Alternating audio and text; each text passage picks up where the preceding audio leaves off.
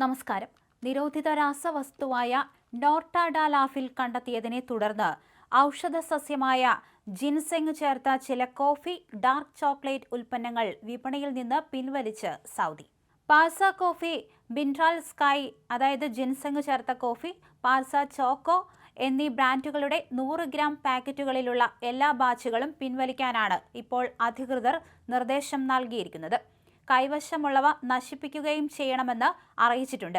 പ്രത്യേകിച്ച് വിട്ടുമാറാത്ത രോഗങ്ങളുള്ളവർക്ക് ഇവ കൂടുതൽ ആരോഗ്യ പ്രശ്നങ്ങൾ ഉണ്ടാക്കാൻ സാധ്യതയുണ്ടെന്ന് അധികൃതർ മുന്നറിയിപ്പ് നൽകിയിട്ടുണ്ട്.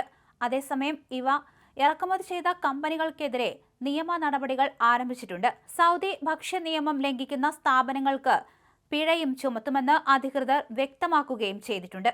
അതേസമയം ഇത് കഴിക്കുന്നത് മൂലം ഹൃദയാഘാതം, സ്ട്രോക്ക്, അപകടകരമായ തോതിൽ രക്തസമ്മർദ്ദം കുറയൽ തുടങ്ങിയ പാർശ്വഫലങ്ങൾ ഉണ്ടാകാം.